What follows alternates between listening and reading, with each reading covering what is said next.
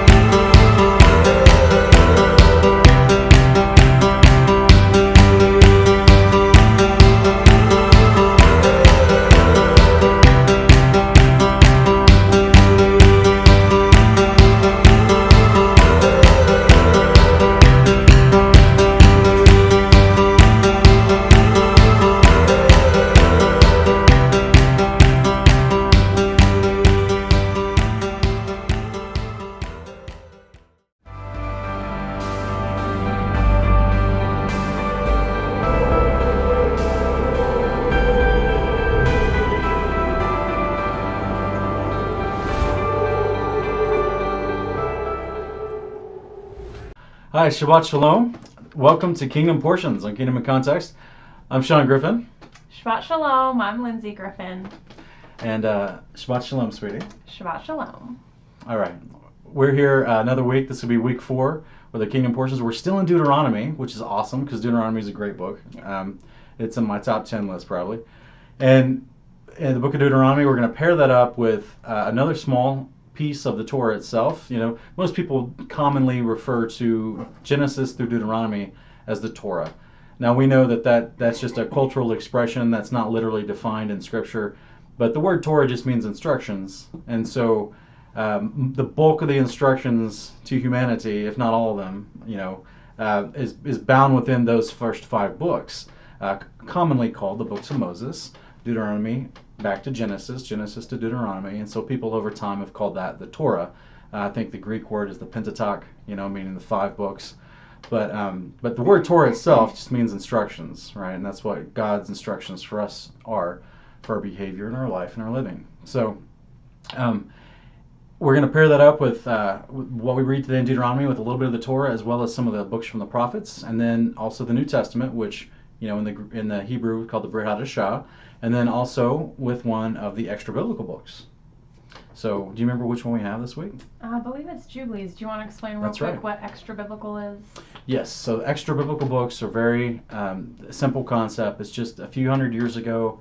Actually, there was a progression, a stage of events that happened where people decided they wanted to take books out of the Bible, and so there's a lot of controversy surrounding that.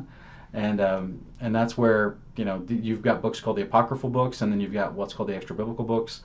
And most of the apocryphals were already in the Bible, but then you've got some canons like the Eastern Orthodox canon that the Ethiopians use and have used for over 2,000 years that already has some of the apocryphal and some of the extra biblical books still in their canon that they never took out. For example, like the book of Jubilees, which we'll read from today, and also like the book of Enoch. All right, so our modern American canon of 66 books in the Bible, that's abbreviated from what people in other countries have today and from what people in the past, even in the United States, had as their collection of books they called Scripture. So we actually decided to look into those books as well and find the matching theology, find the matching storyline, things that go along with what we're reading out of the Torah portions each week. And so that's why we do that. All right. So we're in Deuteronomy. We'll get started here. And in Deuteronomy chapter 11, we're going to start with verse 26 this week. We're going to read all the way through chapter 16, verse 17. All right, so if you're reading along in your Bibles, we always encourage that. And verse 26 says, "Look, today I set before you a blessing and a curse. There will be a blessing if you obey the commands of the Lord your God I'm giving you today, and a curse if you do not obey the commands of the Lord your God, and you turn aside from the path I commanded you today by following other gods you have not known. When the Lord your God brings you into the land you are entering to possess, you are to proclaim the blessings at Mount Gerizim and the curse at Mount Ebal. Aren't there mountains across the Jordan beyond the western road? Aren't these mountains across the Jordan beyond the western road in the land of the Canaanites who live in the Arabah, opposite Gilgal, near the oaks of Moreh? For you are about to cross the Jordan to enter and take possession of the land your God is giving you. When you possess it and settle in it, be careful to follow all the statutes and ordinances I set before you today. I just want to stop real quick because we're about to jump into chapter 12. And sweetie, you know what this reminds me of? I think it's fascinating that they're instructed in verse 29 to talk about, to go to these mountains, Gerizim and Ebal, and to remember they separated out. A portion of them got on one mountain, the other portion got on the other mountain, and one portion declared all the blessings, and the other portion shouted back all the curses. Yeah. I think that's pretty fascinating. And in modern, you can go in there, in modern times, those they're called mountains, but they're hills. They're large hills. You know what I mean? It's not where like, we live in Colorado, they're hills. Yeah, that's right. they're not like, I don't even know if they're over 2,000 feet tall. So yeah, that's not they're large hills, but they're not like a 14-footer or a 20-footer. So 20,000 feet is what we're getting at. Okay, like a big, massive mountain. 14er is the term. 14er is a hiking term. And he's new to Colorado. He'll learn. Yeah.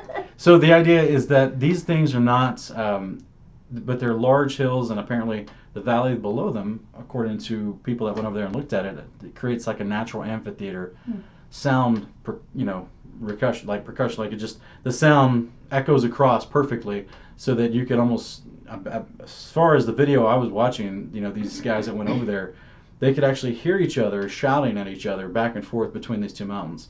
So that brought an incredible amount of realism to this moment here, where they had to go up on these two mountains and shout at each other, one side the blessing, one side the curses.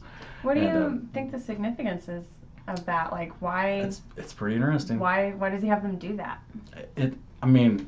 Most of the Torah is us walking out in practice stuff that we were going to do in fulfillment, when the kingdom comes. Yeah. So, it's a very interesting.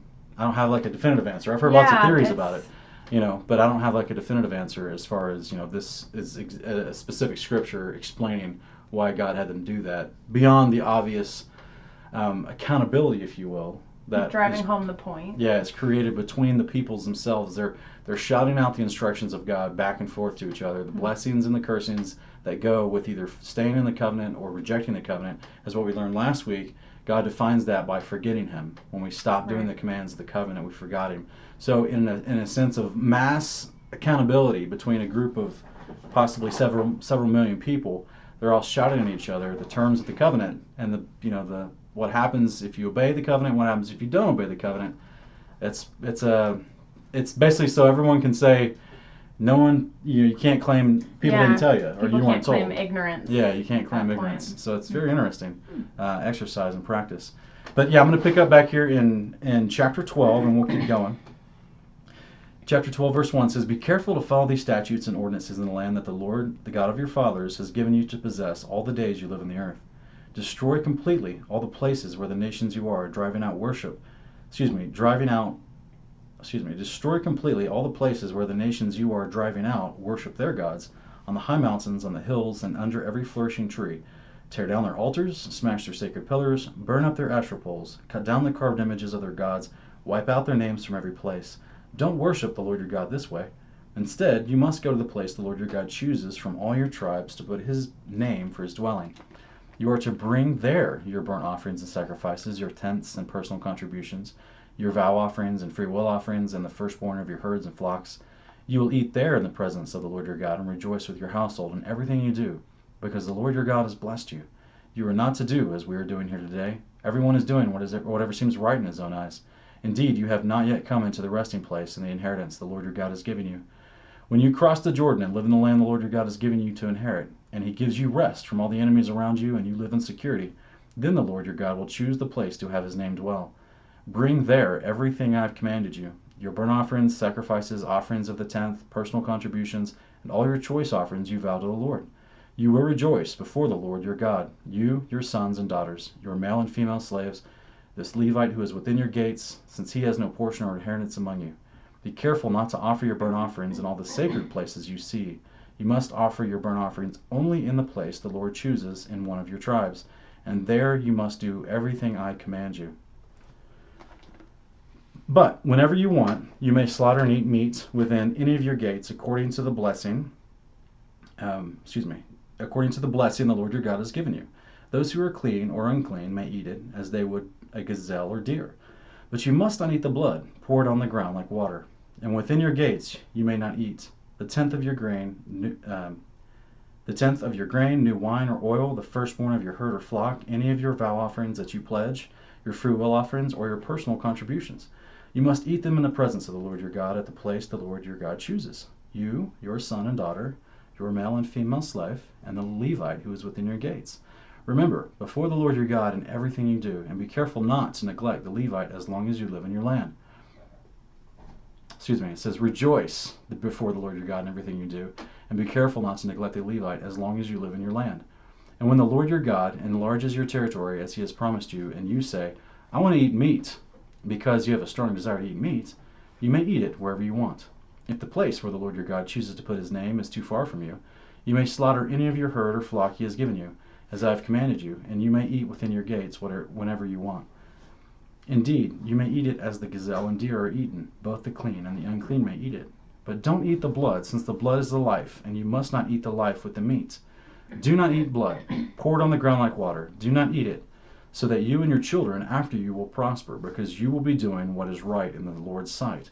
But you are to take the holy offerings you have and your vow offerings and go to the place the Lord chooses. Present the meats and the blood of your burnt offerings on the altar of the Lord your God. The blood of your other sacrifices is to be poured out beside the altar of the Lord your God, but you may eat the meat. Be careful to obey all these things I command you, so that you and your children after you may prosper forever, because you will be doing what is you will be doing what is good and right in the sight of the Lord your God. When the Lord your God annihilates the nations before you, which you are entering to take possession of, and you drive them out and live in the land, be careful not to be ensnared by their ways after they have been destroyed before you. Do not inquire about their gods, asking, how did these other nations worship their gods? I'll also do the same. You must not do the same to the Lord your God, because they practice for their gods every detestable thing the Lord hates. They even burn their sons and daughters in the fire to their gods. You must be careful to do everything I command you. Do not add anything to it or take anything away from it. Okay, so that was chapter 12. And in chapter 12, there's quite a lot there, isn't there, Sweetie? I mean, there's some fun stuff.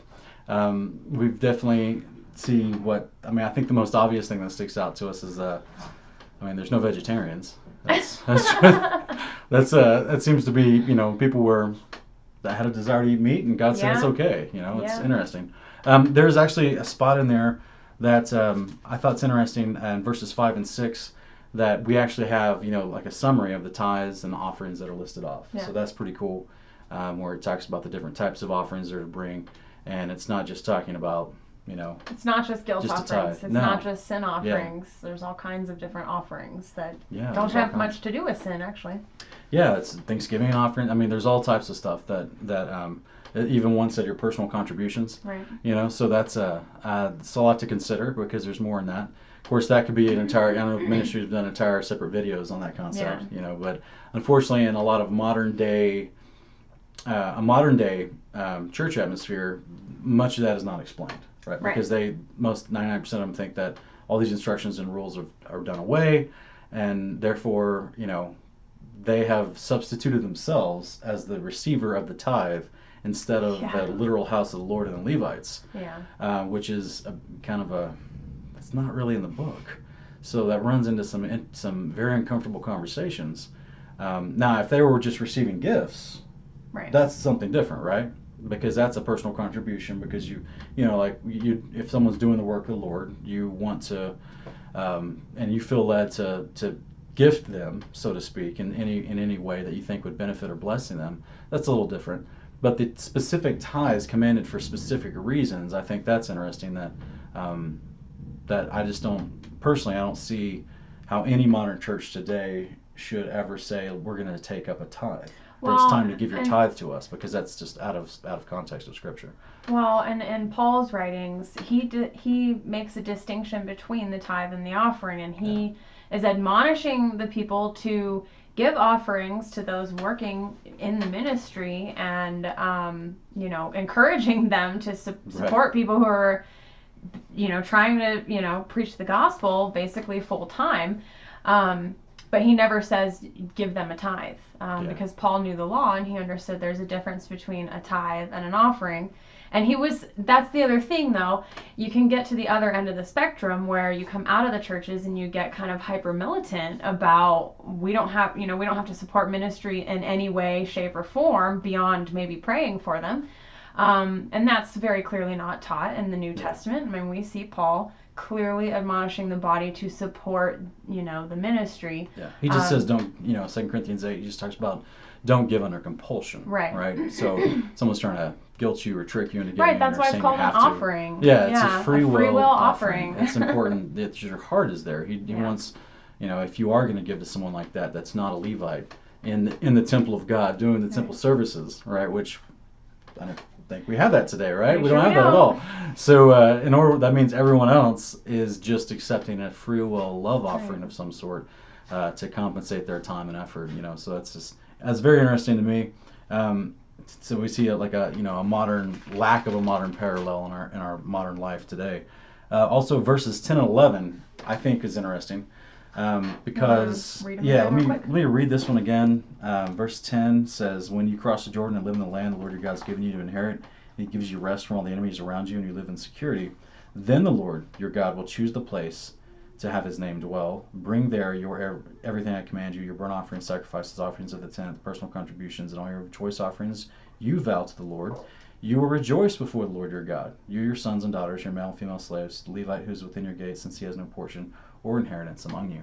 I think that's fascinating because it seems interesting to me because there's a unique parallel that once there, this is actually fulfilled in the days of this little moment. He says, once we bring you into the land, then place He chooses His name to dwell.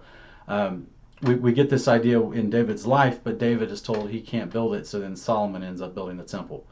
And then that's where they could bring and do all these festivals and feasts and bring their offerings, and they rejoiced.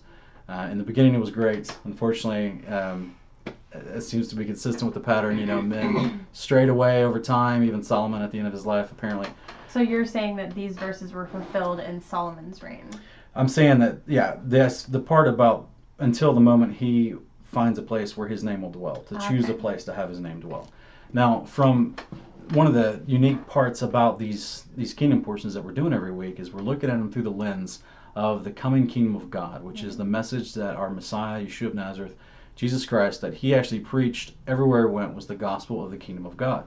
And in this paradigm, we see that this whole event that takes place from the announcement in Deuteronomy back when God and the tablets were given, the instructions of the Torah were given to the Israelites to follow and obey, and its fulfillment during the days of Solomon when they finally get into the temple and everything about it. As I was on a big grand scale from a bird's eye view, that is a wonderful foreshadowing of the reign that we're going to see with the Messiah when He returns.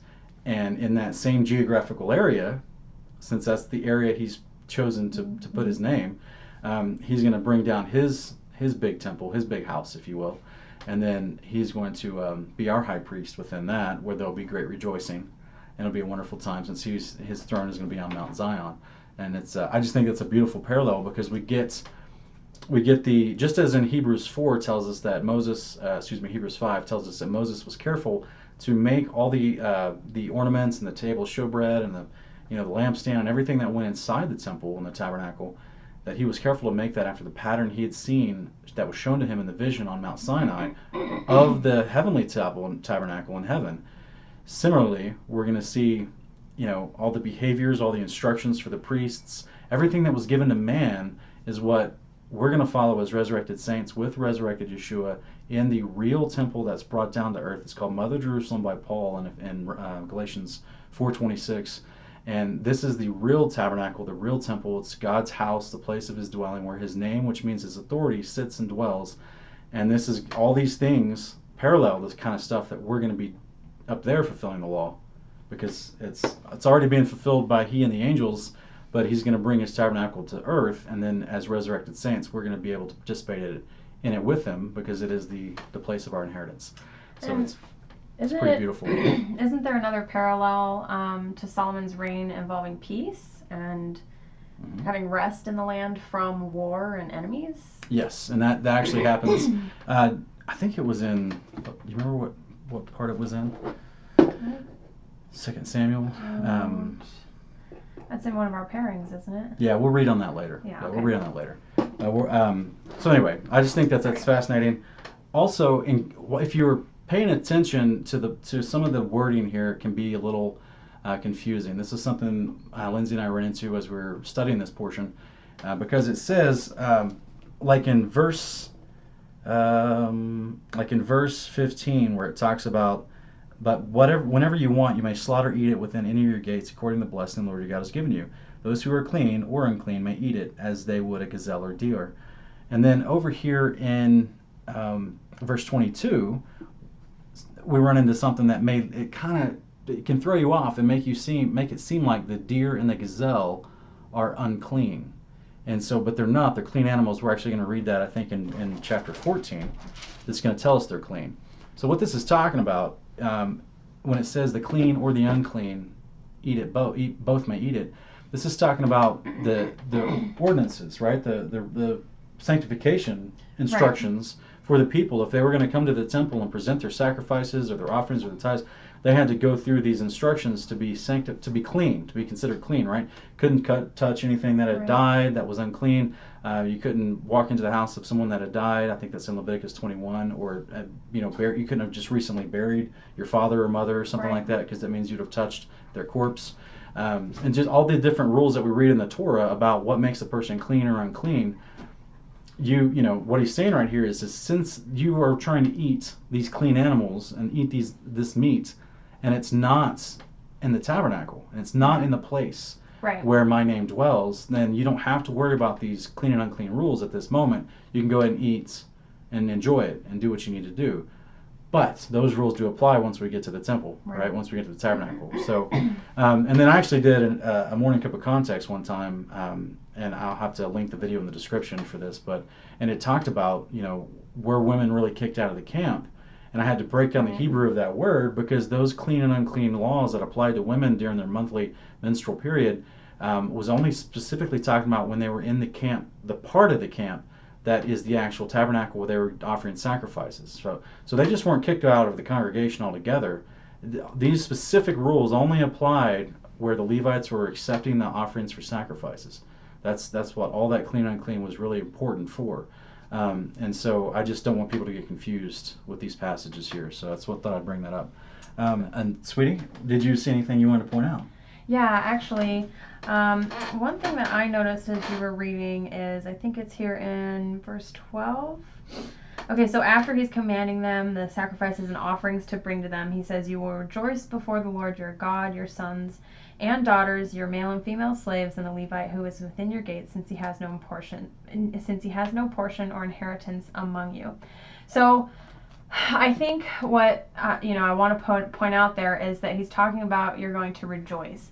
And I think that for so long we've been programmed to look at the system of sacrifices as like this form of punishment on people, and this form of, oh, you sinned and now you have to come and sacrifice, one of your best of your flock, and oh, you better think twice before you sin next time. And that's kind of what we're taught about what sacrifices were for.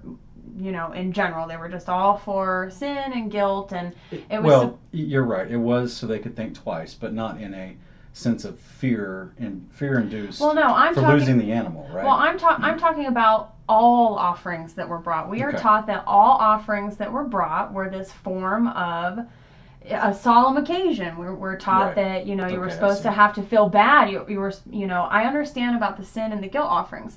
But all these other offerings, these peace offerings, Thanksgiving offerings, all of that, they're going and they're bringing these, and it's supposed to be a joyful occasion. They're supposed to rejoice when they're doing all of that. So I just, that's part of my perspective that's kind of changed over the last year of really studying the Torah, is realizing that the system of sacrifices within the temple, that was the way the Father prescribed worship since even before Mount Sinai. So if you look at the sacrifices as this form of worship, it doesn't seem so morbid You know. And I think a lot of people get mistaken thinking it is morbid because you have the instructions for draining the blood. Right. You know, if you go into, I can't remember which one it is, like Leviticus 8 and Leviticus 4. And, I mean, you've got these instructions for cutting up the animal in certain ways, you know, doing things with certain parts of the animal, and then taking the meat that goes to the burnt offering. I mean, there's a lot of very detailed instructions for slaughtering the animal, basically, and then preparing it to be cooked and what to do with the other parts of it. So as the regular person doesn't go into a slaughterhouse and ask them how they do their business, they just go to the supermarket and buy the food. We're getting from start to finish the idea that they've raised their animal, they're going to bring that animal for whatever, if it's not a guilt or a sin offering, right? The other offerings were to be joyous, like we just talked about, right? Because this was part of worshiping God, and they were to be happy. Yeah. And so a lot of people think, well, wait a minute, that the animal has lost his life. Well, this is nothing different than, because all these things were burnt offerings, and they had other things that went on the meats and the seasonings. Yeah. I mean, these were, guys. They're recipes. Yeah, this is a barbecue. Yeah. This is, think about a family occasion. You get together and it's good times. You're having a joyous occasion, and you throw your meat on the grill, and you throw your asparagus on the grill, and you know what I'm saying? And this is the same concept. They're just taking, I hate to call a priest a chef, but that's essentially, they're being given the orders on how to cook this stuff for the people. And the people ate not the sin and the guilt offering, the atonement offerings, but the regular joyous, the free will think offerings and the different stuff. The people would eat their portion that they brought up because it was theirs. Right. And that's why we have the other, instructions about changing in money if you live too far away, so you can then buy what you need for your sacrifice when you get there.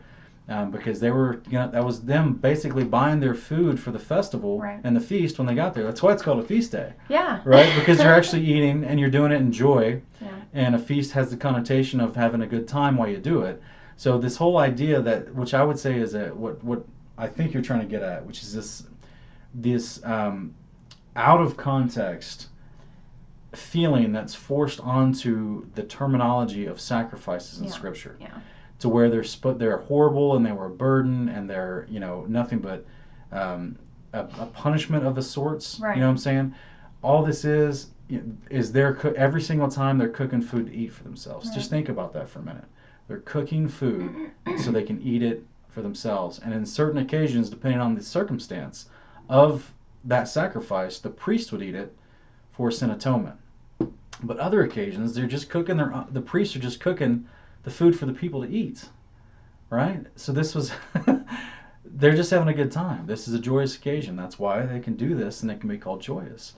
And this is why the law is not a burden. It's not a burden. It actually sounds like, that would have been really nice. I mean, how great would it be to go to a family gathering and you're worshiping Yahweh all together? I mean, I know a lot of us struggle with, And it's counted as righteousness. Yeah.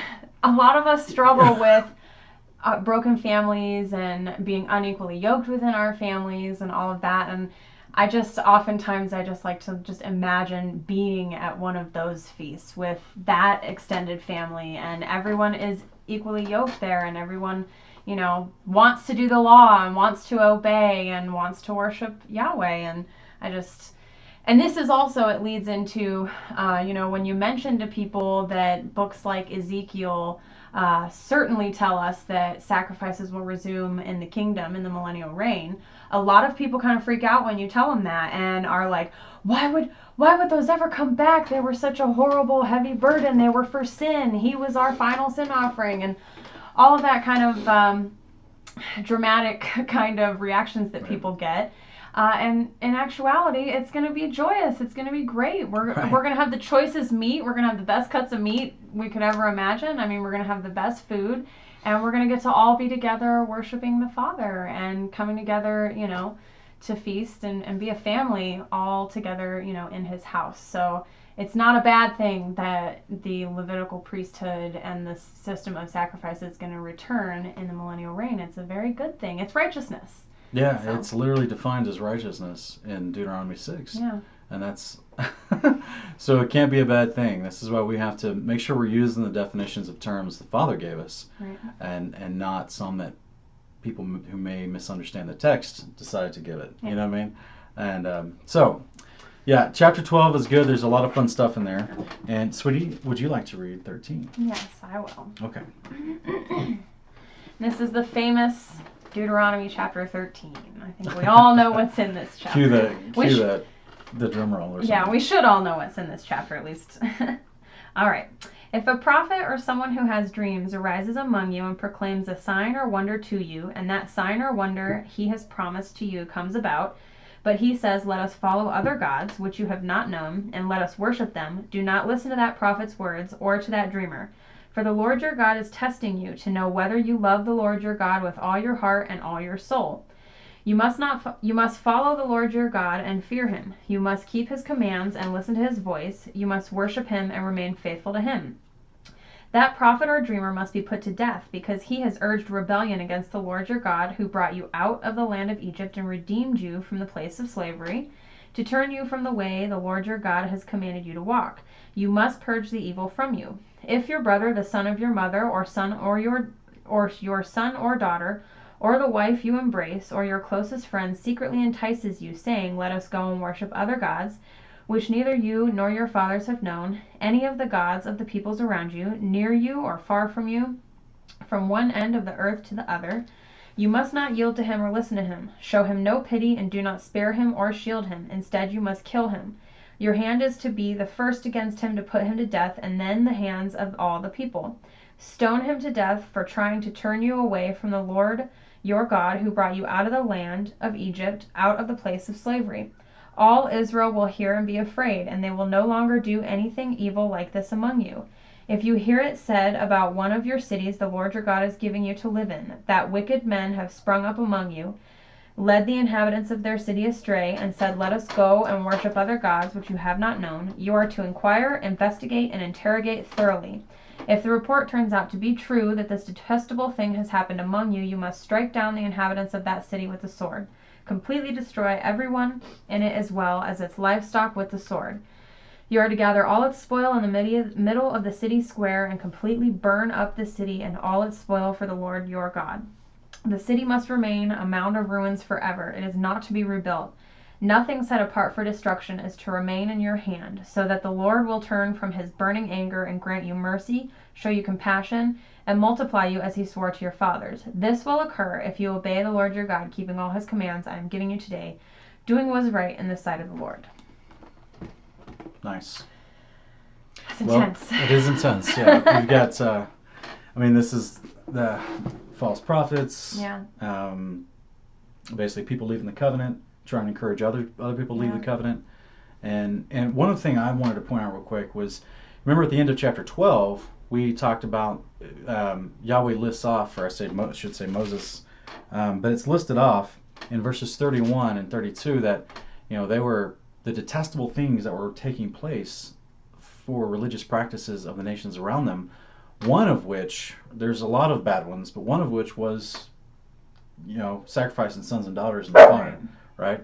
And so they would take their sons and daughters and literally sacrifice them to Molech or just whatever regional god they called him, but it was this idea that they would give their child to him and kill them through fire, that burn them alive. This is not cool. This is not good. This is horrible, horrible behavior and extremely detestable. So that's why the Father's like, he does not do human sacrifice. Yeah. And this is a whole nother video we can get into with, the metaphoric language spoken of the Messiah, but the Messiah chose to do the Father's will for him, and he gave up his life willingly. He laid it down willingly. He was not an animal sacrifice on a stone altar that was against his will, right? This is the whole point of him. And he was murdered, by the way. He wasn't sacrificed at the hands of a priest according to the law. He was murdered by Romans and his own people that betrayed him. So it's totally different context, but unfortunately people have just, they've followed that misteaching over time. So the point being here is that he's telling them in chapter 13, at the end of chapter 13, if you see any of these other cities start doing this detestable behavior, then go kill them all. Sounds harsh. And burn everything. Right? It sounds harsh. But we just had the context just defined for us at the end of chapter 12 what just a glimpse of some of that detestable behavior was. Okay, so if nothing else that we want to take away from this idea was that God, with uttermost severity, protected children. And that's the thing that I would hope that people would glean from that, because, and to juxtapose that against, to compare that against what the enemy and false ideology, false religious belief does not respect children. In fact, wants to kill them in honor to their gods. Yeah. Okay, so this whole idea was that the Father is a good father, all right?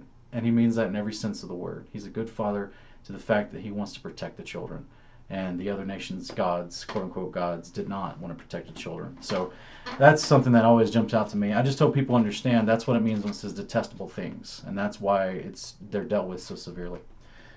Also, the prophet, we get the famous prophet stuff. Yeah, right? The definition of a false prophet is right here in Deuteronomy 13, and most of us know that. But we do see this term, false prophet, false teacher, false teaching. We see that thrown around pretty willy-nilly, actually. Yeah. When in reality, we have a specific definition here of what a false prophet is, and that is someone who is leading people away from the instructions of God. Right. We also, something that people fail to notice is that he warns us that some of these false prophets will have visions and perform miracles and predict the future, and they will display genuine, what seems to be genuine miraculous powers. Yeah. So a lot of people are very much, swayed by the signs and wonders. You're right. And not paying attention to what's being taught.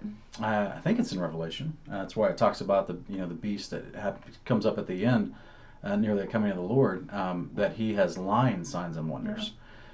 So but that means he's still doing a sign, right? So there's something actually happening, but it's just called a lie.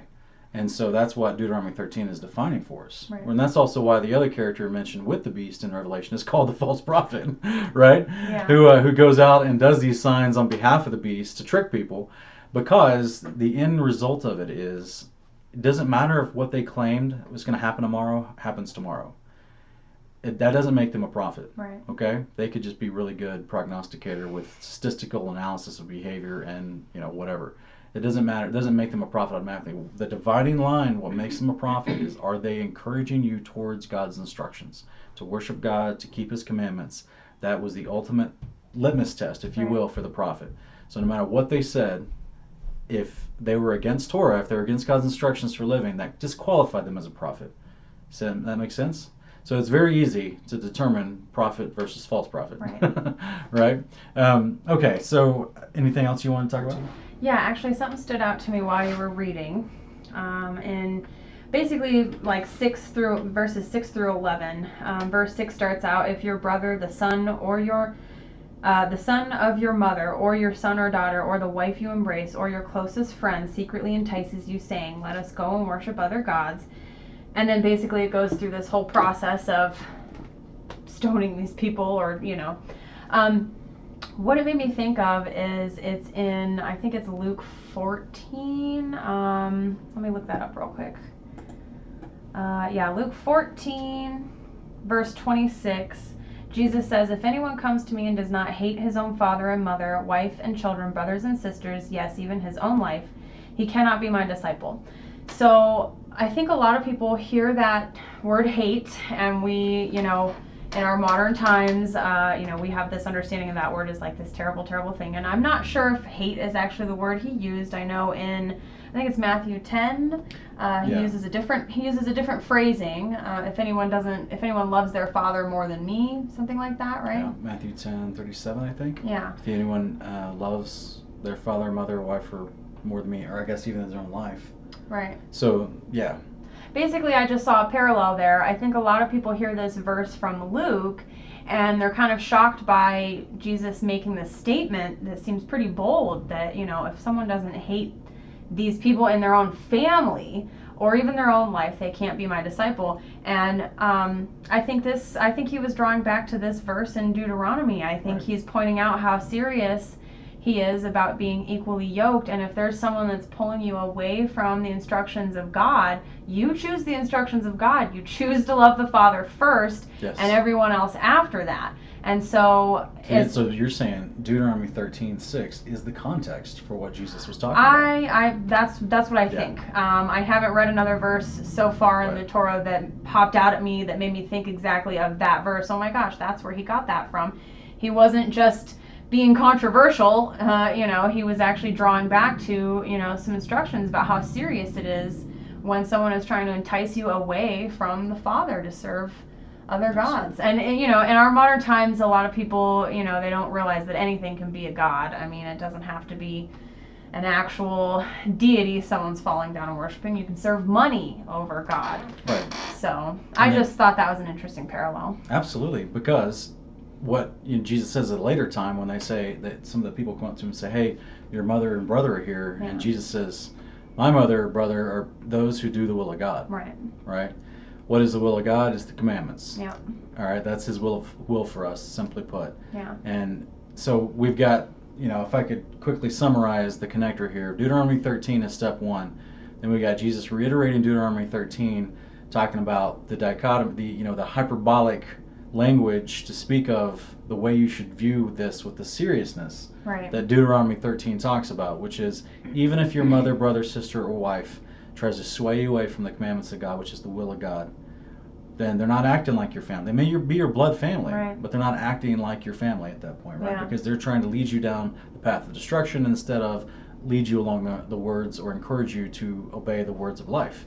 So that's, I could see that, absolutely. Yeah. Absolutely. Yeah, it's pretty serious consequences for those people who are trying to do that.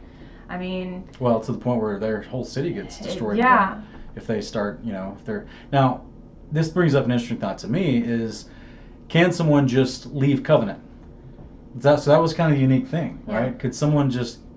And as far as I've read and understood from the Torah, about the instructions of the law, they had to leave the land if they're going to do that.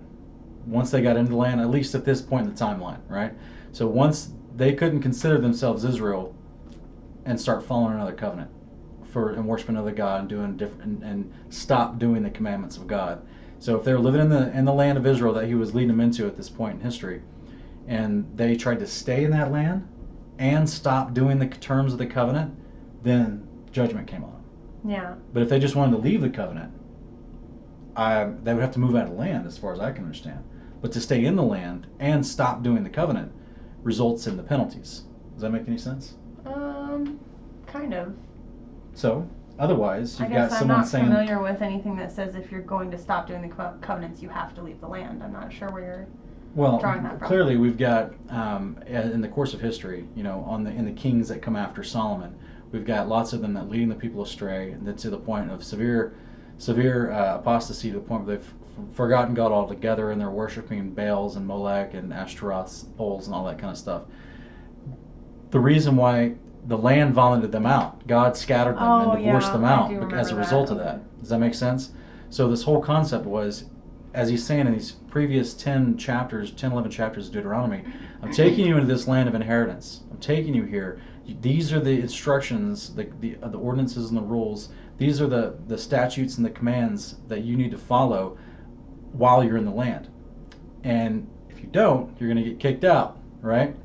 So, but to those in the severe circumstances, like you read at the end of chapter 13 here, to those who have rebelled against God, they've forgotten God, they've stopped doing his covenants, and they're trying to stay in the land, then judgment comes. Does that make sense? Yeah. For those who are willing to actually go judge them, right? So, for example, we read at the end of 13 here, and verses, what looks like verses 12 through 18, right? That if they hear about wicked men who've sprung up and are leading the inhabitants of a city astray to worship gods that's not Yahweh, other people are supposed to go and take care of them and address them, okay? After investigating everything thoroughly. Right, they've got to go make sure, right. It says, verse 14, you are to inquire, investigate, and interrogate thoroughly. If the report turns out to be true, that this detestable things happen among you, must strike down the inhabitants of the city with the sword. So the point is, on both sides of the law, both those who are to keep the law and those who are to enforce the law. Yeah. Okay? Everyone in Israel was to enforce the law. Does that make sense? Yeah. That's why Deuteronomy goes through this concept. And we actually see this play out later in the book of Judges with the Benjaminites, which is sad. But the Benjaminites leave. They stop doing the terms of the covenant, so they leave covenant, but they're still in the land. And they do something horrible that gets the attention of all the other surrounding tribes, and then there's civil war. Okay? So the other tribes came forward, and a guy had to put a call out, I don't remember his name right now, and said, look, this is what's going on. This is what happened from the tribe of Benjamin. And he had to send out it was the guy whose concubine was well, I don't know killed, his name. right? Yeah, I'm trying to keep it, PG rated. So the point is, he had to send out notification to the other tribes about, hey, here's what Benjamin doing, okay? The other tribes had to step up and willingly go and fulfill Deuteronomy 13. They had to step up and say, we're going to go handle this. We're going to go police this, if you will. And the military showed up. Right? They brought their fighting men, and they were like, we're going to go fight against Benjamin, and they did. And it was bad for Benjamin. So I just wanted to draw that conclusion, because this is what we call rightly dividing the law. You're rightly dividing the word of truth when you have circumstantial parameters to these instructions. Okay, so this is why we're given the definition of a false prophet. We're given the definition of people that are leaving the terms of the covenant but yet want to stay in the land of promise around other people who are trying to obey the terms of the covenant. Yeah. So what happens is you get people drawing you away to destructive behavior, to bad things. So God was trying to keep the entire land free of idolatry. Okay, people that would draw them away from the commands of God. And this was an enforcement act that he's explaining here. And so I just think it's interesting, because you can't just willy-nilly. The reason I say this is because people that do not understand have never taken the time to actually read the Old Testament, and they've just had someone tell them at some point in their life the law of God's done away with. We don't do those things. We don't do sacrifices. We don't stone people anymore, right? So they throw out these crazy hyperbolic terms that are way out of context. And not only does it not line up with Scripture, but they're just way out of context, and everything about what this negative derogatory speech that goes towards saying, oh, they're just they're trying to be Judaizers, or you just pick a derogatory, inflammatory statement that's made, right? Do you send your woman outside of the city when she's on her monthly? Right, exactly, because they don't know the law. Right. They don't have a clue about it, but yet they're trying to say it's bad and that it shouldn't be kept. And when they do that, they're like, oh, and one of the big one that comes up from a lot of people, yes, even believers in church, because they haven't taken the time to look at it, they'll say, oh, well, so I'm just supposed to start stoning people now? Right. Or you're just going to start stoning people? Yeah. I'm like, no, there was a process.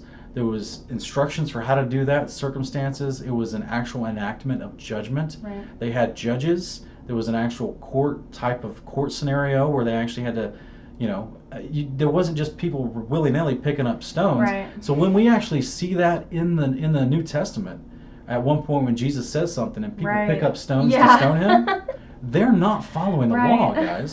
That was erratic, irrational behavior that was taught from the cultic ways of the Pharisees. Yeah. This was not Scripture. Okay? That was not lawful, and that type of behavior is not what's explained in the judgment and penalties carried out for people who are going against the law. Okay? So I want to just kind of take some time with that, because this is not only is this a famous chapter that's misquoted and used out of context, but many people don't even understand the basic parameters that go into this chapter about God enforcing punishment for those who've rejected his covenant yet are still trying to be around people trying to keep his covenant. Right? So you don't have peace at that point. You have discord. So I just thought I'd throw that out there. Sorry. Okay. Do you want to read 14, or do you want me to read 14? I think it's your turn. Okay. So chapter 14, we'll pick it up here. It says, "You are the sons of the Lord your God. Do not cut yourselves or make a bald spot on your head on behalf of the dead. For you are a holy people belonging to the Lord your God. The Lord has chosen you to be a special people out of all the people on the face of the earth. You must not eat any detestable thing. These are the animals you can eat: the ox, the sheep, the goat, the deer, the gazelle, the roe deer, the wild goat, the ibex." I've never had any ibex. But that's ibex. That's pretty tasty. Oh, keep reading. Okay, sorry. Sorry. Okay. Just need to get a little drum set for the background, huh? Okay, so the antelope and the mountain sheep, that's if you can catch the mountain sheep. You guys ever seen those guys move? Those mountain sheep, they're just laughing at you, spitting on you from like 30 feet up. They don't care. All right, Mr. Stand Up. No, I'm serious. Baby, mountain sheep unless you They got aren't very friendly, you're right. Okay. Dude had to be good with a slingshot back then to get a mountain sheep. All right, you may eat any animal that has hooves divided in two and choose the cud. But among the ones that chew the cud or have divided hooves, you may not eat these: the camel, the hare, the hyrax, though they chew the cud, they do not have hooves. They are unclean for you. And the pig, though it has hooves, it does not chew the cud. It is unclean for you. You must not eat their meat or touch their carcasses. You may eat anything from the water that has fins and scales, but you may not eat anything that does not have fins and scales. It is unclean for you. You may eat every clean bird, but these are the ones you may not eat: the eagle, the bearded vulture, the black vulture, the kite, the various kinds of falcon, every kind of raven, the ostrich, the short-eared owl, the gull, various kinds of hawk, the little owl, the long-eared owl, the white owl, the desert owl, the osprey, the cormorant, the stork, the various kinds of heron, the hoopoe, and the bats. Some of those birds I've never heard of in my life. But I'm not a bird watcher of any kind. Respect people that watch birds, but I'm not a bird watcher. I will watch you watch the birds. That's about it. But I will not watch them myself. Verse 19, all winged insects are unclean for you. They may not be eaten, but you may eat every clean flying creature.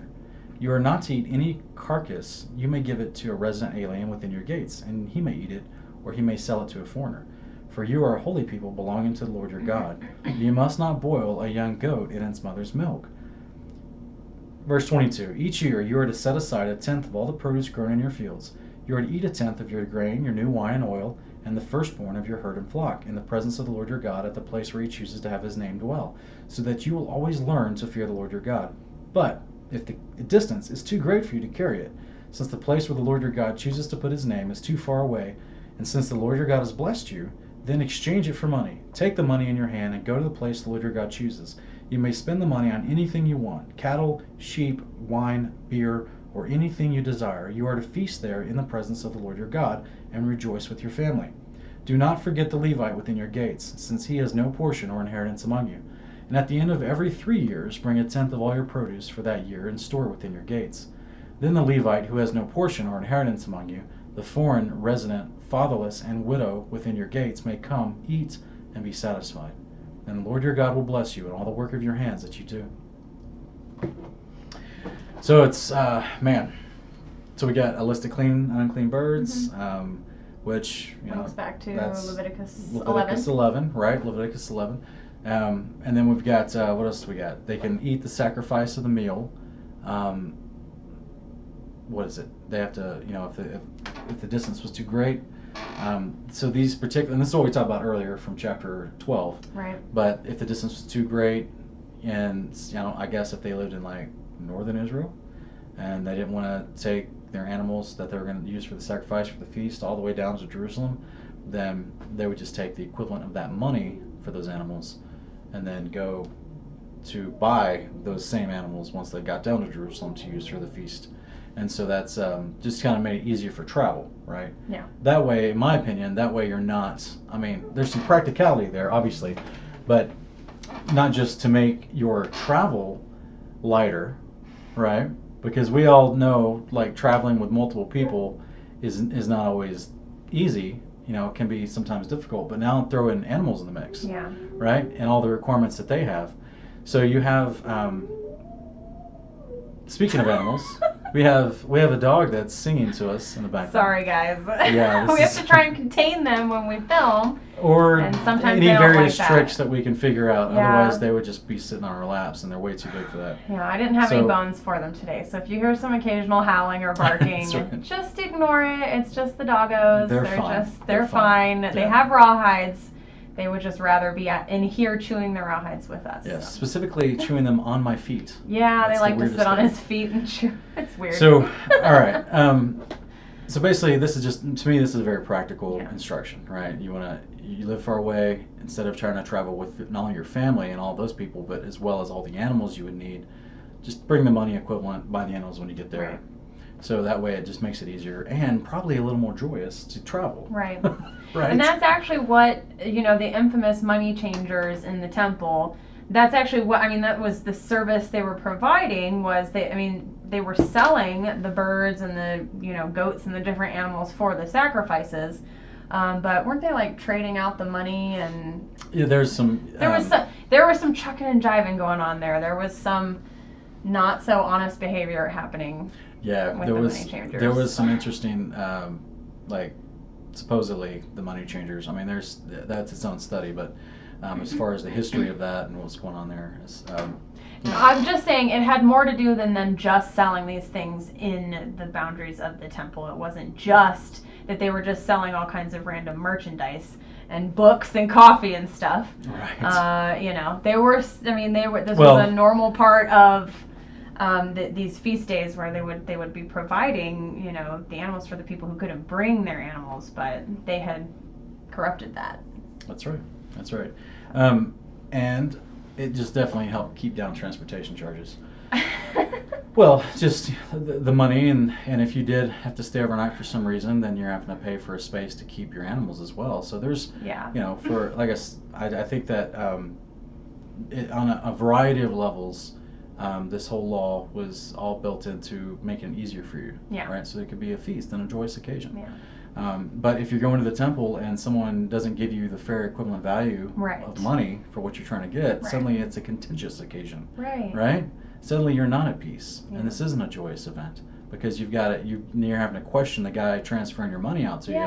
Does he give me what I'm supposed to have? Yeah. You know what I mean? And then there's animosity between your brethren, and suddenly you're in Leviticus 19:21. All right, and now you gotta wait. Now I gotta buy an extra chicken or something so I can make atonement for the hate I have in my heart for the money changer, right? So like you've got some issues there, right? Some good self-awareness though. Yeah. So I just think that's why Jesus was so adamantly upset. Yeah. This was supposed to be a light burden. Right. This was supposed to be a joyous occasion. Right. Whenever they went to the temple for feasts and sacrifices and offerings. And the Pharisees had set up a system that was a burden. And taking advantage of people with legitimately true faith who were trying to come and worship God. And, we definitely see that in modern times, with people taking advantage of the faithful when it comes to money. So. Absolutely. It's sad, but it happens. And anyway, there's a lot of us who've fantasized about taking a piece of rope like Jesus and telling people to me, I wouldn't do it in anger. I would have, just never mind. Just to see them, just to like snap a rope like when Indiana Jones, just snap a whip and get their attention, not to really hit them with it, right? Just get their attention and be like, hey, this is not in the Bible. What are you doing? It's not in the Bible. Stop misleading people, read your Bible, and I would snap the whip again and then leave. So it would just be an event. So anyway. Sounds like it would be more comical than intimidating. No, I would snap the whip really hard. So it would be, what? You ever seen one of those bull whips, babe? They're intimidating. Anyway. Chapter 15. Chapter 15, you want to read chapter 15? Okay. Yeah, I'll read. All right, let's read. All right, chapter 15. At the end of every 7 years, you must cancel debts. This is how to cancel debt. Every creditor is to cancel what he has lent his neighbor. He is not to collect anything from his neighbor or brother because the Lord's release of debt has been proclaimed. You may collect something from a foreigner, but you must forgive whatever your brother owes you. There will be no poor among you, however, because the Lord is certain to bless you in the land the Lord your God is giving you to possess as an inheritance. If only you obey the Lord your God and are careful to follow every one of these commands I am giving you today, when the Lord your God blesses you as he has promised you, you will lend to many nations but not borrow. You will rule over many nations, but they will not rule over you. If there is a poor person among you, one of your brothers within any of your gates in the land the Lord your God is giving you, you must not be hard-hearted or tight-fisted toward your poor brother. Instead, you are to open your hand to him and freely loan him enough for whatever he has. Be careful that there isn't this wicked thought in your heart. The 7th year, the year of canceling debts, is near, and you are stingy towards your brother and give him nothing. He will cry out to the Lord against you, and you will be guilty. Give to him, and don't have a stingy heart when you give, and because of this, the Lord your God will bless you in all your work and in everything you do, for there will never cease to be poor people in the land.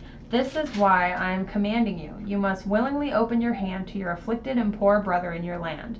If your fellow Hebrew, a man or woman, is sold to you and serves you 6 years, you must set him free in the 7th year. When you set him free, do not send him away empty-handed. Give generously to him from your flock, your threshing floor, and your winepress. You are to give him whatever the Lord your God has blessed you with. Remember that you were a slave in the land of Egypt, and the Lord your God redeemed you. That is why I am giving you this command today. But if your slave says to you, I don't want to leave you, because he loves you and your family and is well off with you, take an awl and pierce through his ear into the door, and he will become your slave for life. Also treat your female slave the same way. Do not regard it as a hardship when you set him free, because he worked for you 6 years, worth twice the wages of a hired hand. Then the Lord your God will bless you in everything you do. You must consecrate to the Lord your God every firstborn male produced by your herd and flock. You are not to put the firstborn of your oxen to work, or shear the firstborn of your flock. Each year you and your family are to eat it before the Lord your God, in the place the Lord your God chooses. But if there is a defect in the animal, if it is lame or blind or has any serious defect, you must not sacrifice it to the Lord your God. Eat it within your gates. Both the unclean person and the clean may eat it, as though it were a gazelle or deer. But you must not eat its blood. Pour it on the ground like water. That's chapter 15. There's a lot in there. It's always good to have your debts canceled. That's always nice. Yeah, imagine if our world actually ran on the law of God, I mean, our economic system would look way different. Yeah. And we're seeing a lot of this actually, we're seeing kingdom behavior in this chapter, aren't we? Absolutely. Yeah. Yeah, absolutely. With the, not only just the canceling of debts, but then lending to the poor, because in the kingdom, as we have in multiple passages of the prophets, all the wealth will be brought to the New Jerusalem. Right. So the entire wealth of the world.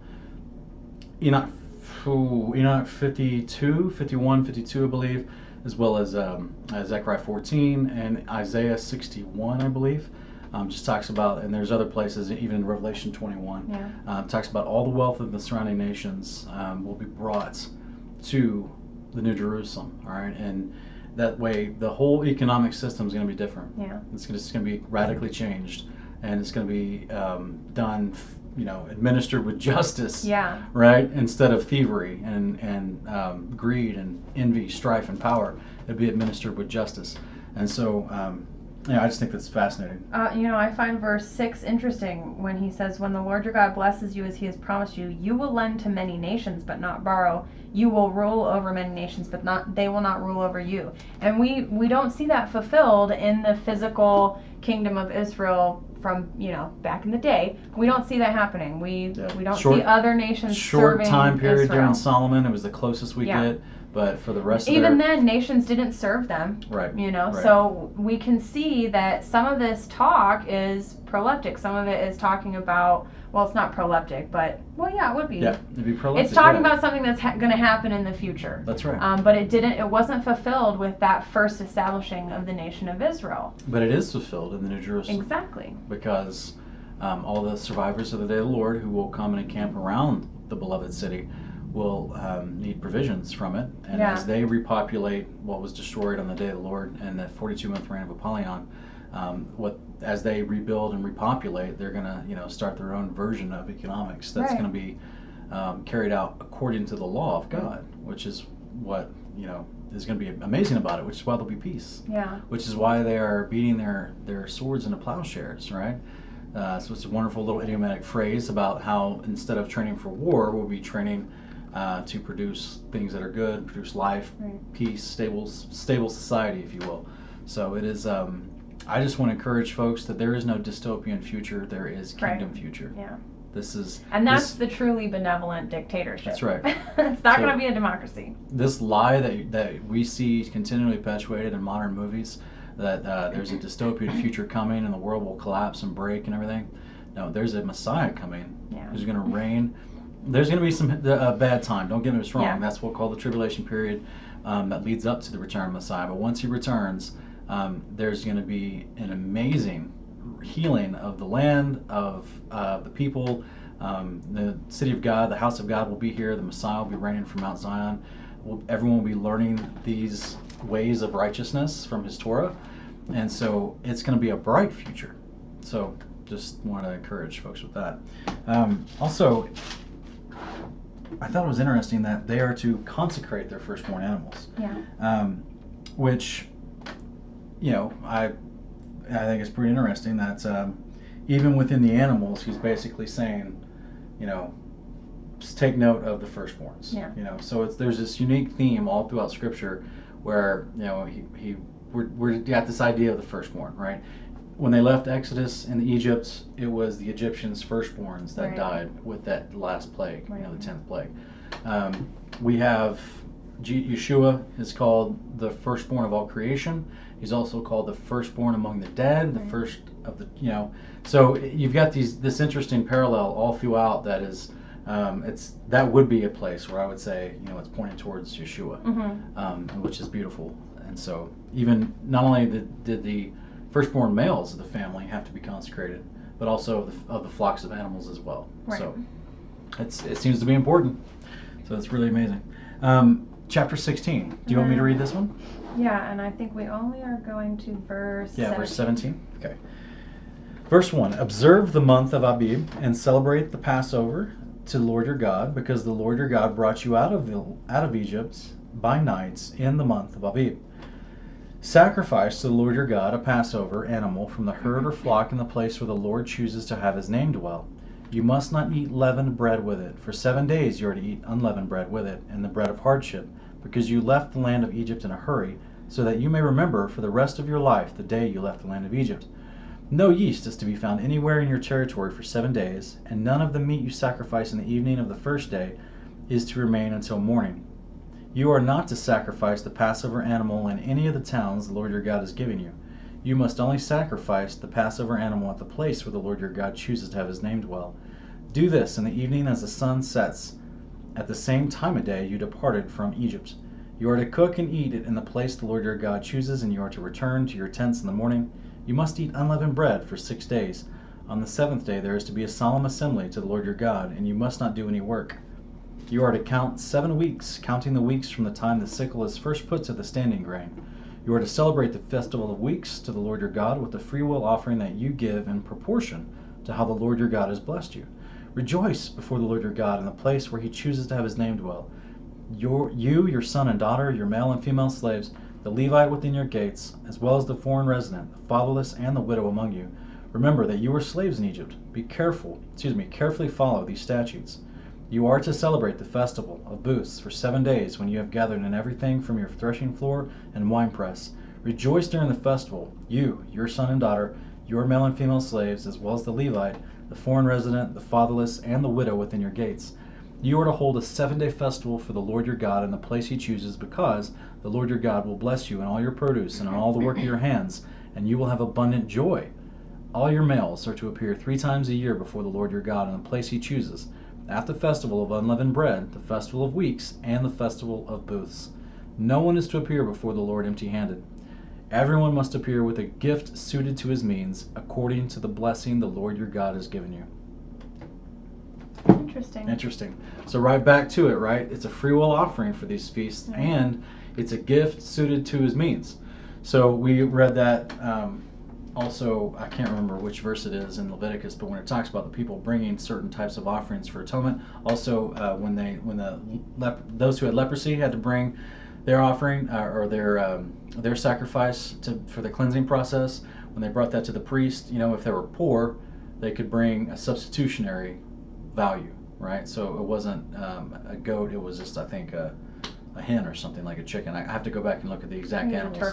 Or a turtle dove. That's right. Yeah. So it was the idea was, he took into account your level of income and your means, which he's saying at this point, bring your freewill offering in proportion to what you got, and it's not in proportion to your gratefulness, or your thankfulness or your love for him, it's just in proportion to your. He doesn't want you to be stressed out financially, right? So it wasn't this idea. He didn't say bring your $1,000 seed offering so that I can give you $10,000. Yeah. No, he said bring what you got in proportion to what you got. Right. That's so clear. The Father doesn't want to burden us to guilt us into an offering that's going to hinder us. You know what I mean? And put us, because what happens when there's financial instability, right? Very often you see a disruption in the relationships in the home. Right? So you have instability there too. And the Father's thought all this out. This is not, he's literally 20 steps ahead of us, right? He's 1,000 steps ahead of us. Like whichever way you want to talk about it. He's thought all this out, and he knows what's good for us, and it's built into every single instruction he gave us. Yeah, and one thing I noticed, I didn't notice a mention of the Feast of First Fruits in that list of feasts.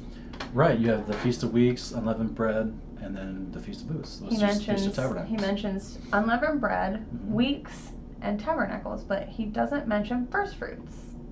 Is there possibly a video people could watch to maybe understand That's right, why yes. First Fruits is not mentioned in these significant feasts? Yes.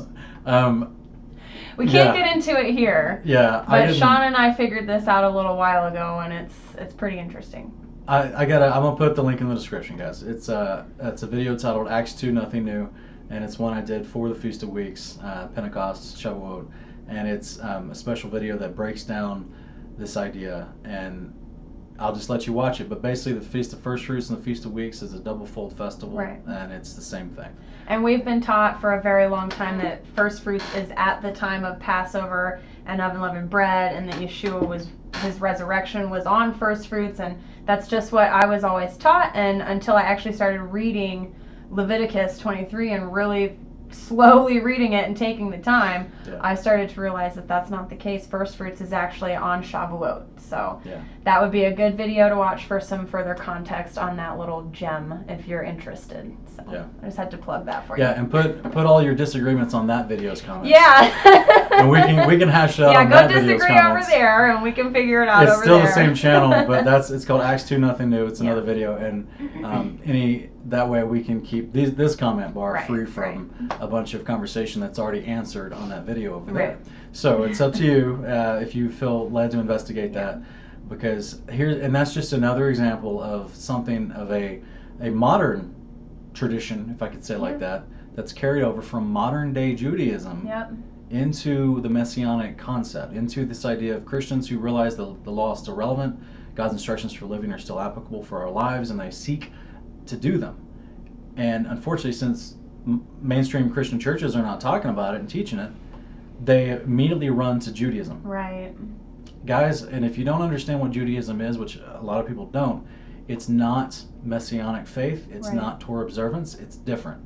It's different. It's a different religion altogether. Okay?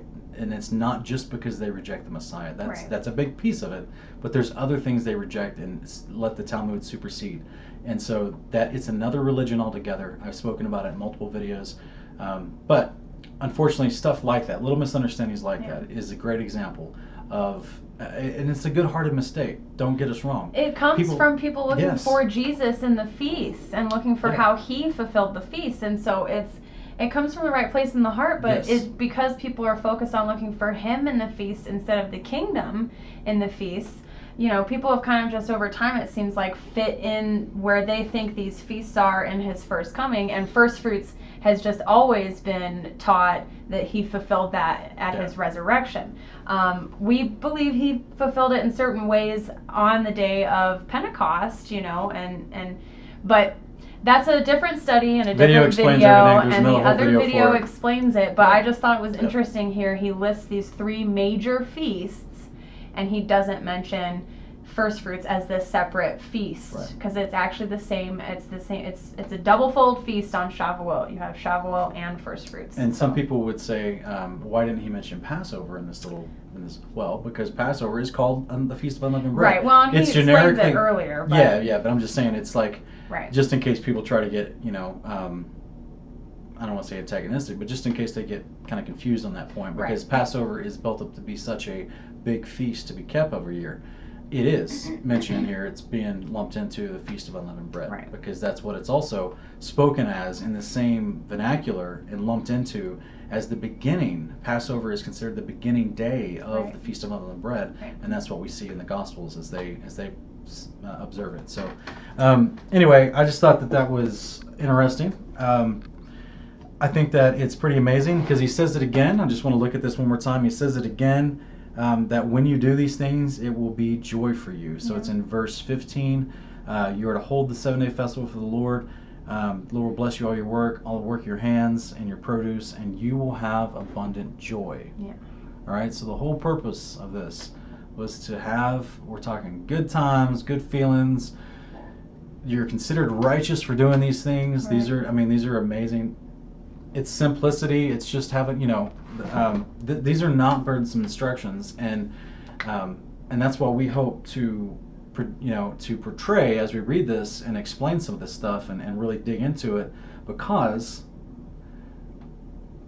there's nothing but joy in the house of God. All right. Yeah. So when the kingdom comes and we're doing the same behavior, there's nothing but joy in the house of God. Right.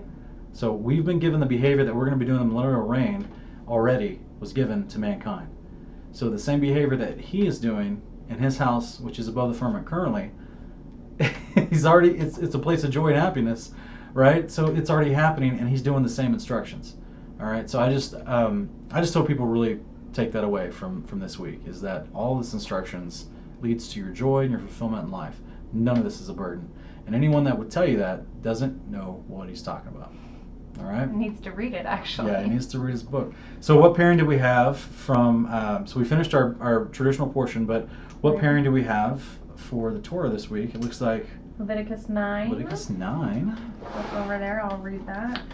And yes, that was excitement in my voice, because we like Leviticus. We love Leviticus. Seriously. Because it's so much fun. It's so meaty, and really And you're pulling up to a buffet. When you understand Leviticus and you're familiar with Leviticus, books like Hebrews, you can totally explain that to people. Jesus is more relevant than you've ever imagined in your life. If you understand Leviticus, you'll appreciate your Messiah 10 times more. I promise. So, and be able to picture like what it is that he does for you, what it means to say Jesus is my high priest, Yeshua is my high priest. Yes. Okay, so we paired Leviticus 9 verses 3 through 17. And tell the Israelites, take a male goat for a sin offering, a calf and a lamb, male yearlings without blemish for a burnt offering, an ox and a ram for a fellowship offering to sacrifice before the Lord, and a grain offering mixed with oil. For today the Lord is going to appear to you. They brought what Moses had commanded to the front of the tent of meeting, and the whole community came forward and stood before the Lord. Moses said, "This is what the Lord commanded you to do, that the glory of the Lord may appear to you." Then Moses said to Aaron, "Approach the altar and sacrifice your sin offering and your burnt offering. Make atonement for yourself and the people. Sacrifice the people's offering and make atonement for them as the Lord commanded." So Aaron approached the altar and slaughtered the calf as a sin offering for himself.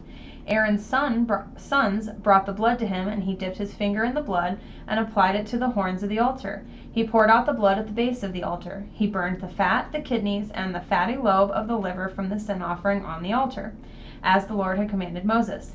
He burned up the flesh and the hide outside the camp. Then he slaughtered the burnt offering. Aaron's sons brought him the blood, and he sprinkled it on all sides of the altar.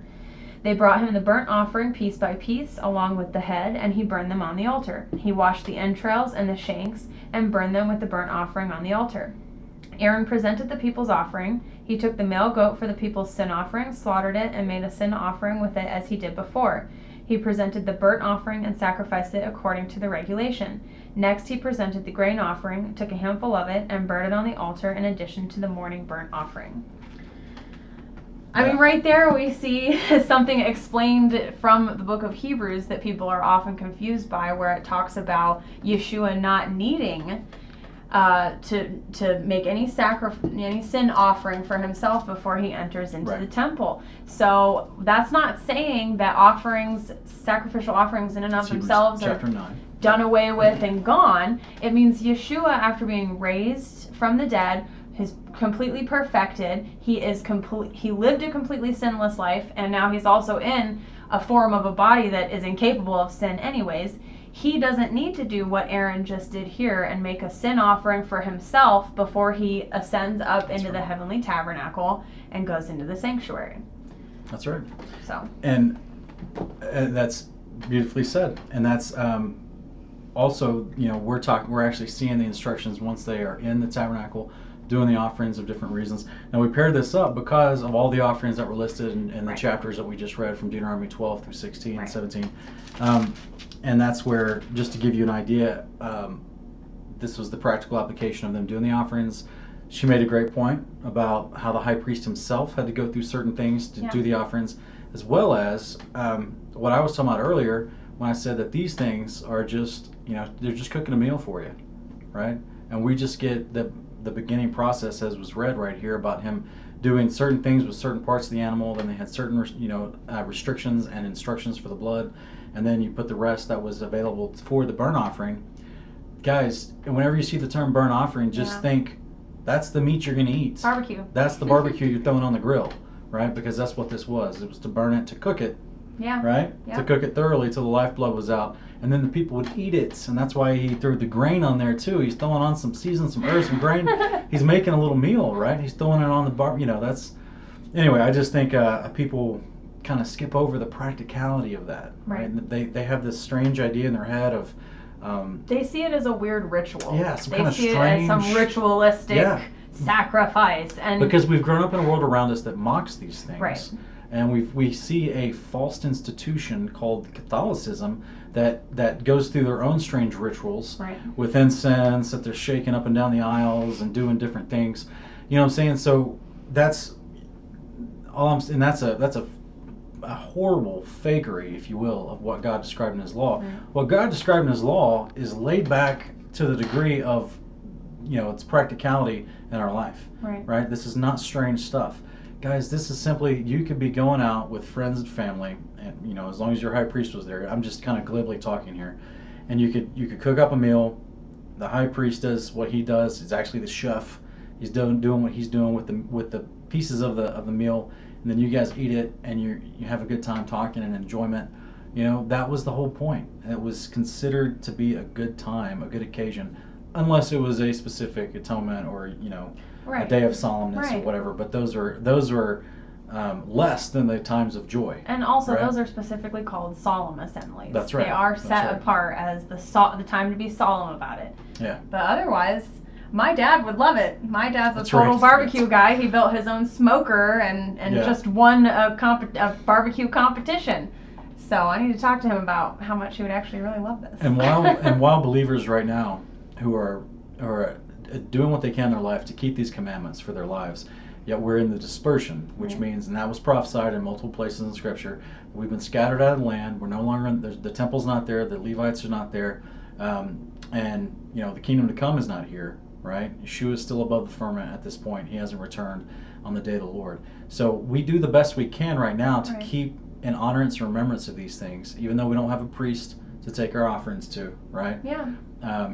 And there's no temple set up and all that stuff, but we do the best we can to observe and remember these for the reasons given to us while we can where we are right now, all across the land. He made provision for that here in these chapters we just read, where he says if it's too far away, you can eat it where you're at. Yeah. So a lot of people who say, oh well, we can't keep those because we don't have a temple to go to, they're also not reading the whole, the whole book for that context. So. 1 Chronicles 22. 6:13. Okay. I think that's our first pairing from the prophets.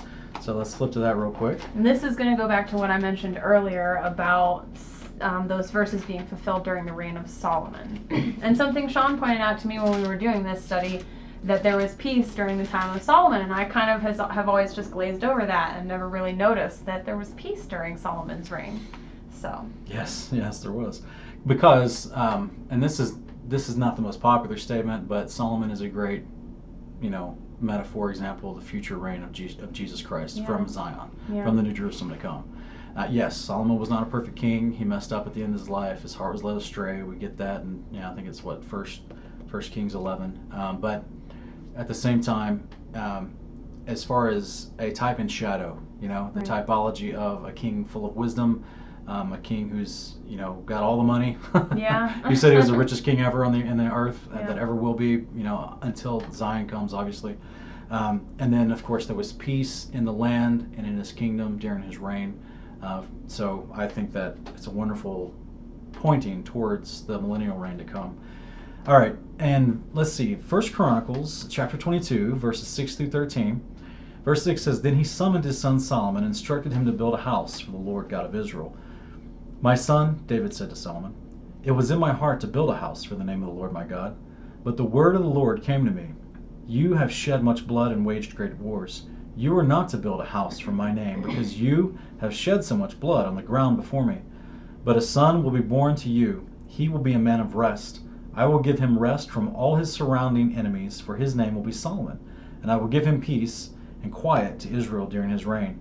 He is the one who will build a house for my name. He will be my son. I will be his father. I will establish the throne of his kingdom over Israel forever. Now, my son, may the Lord be with you, and may you succeed in building the house of the Lord your God, as he said about you. Above all, may the Lord give you insight and understanding when he puts you in charge of Israel, so that you may keep the law of the Lord your God. Then you will be successful. Then you will succeed if you carefully follow the statutes and ordinances the Lord commanded Moses for Israel. Be strong and courageous. Don't be afraid or discouraged. All right.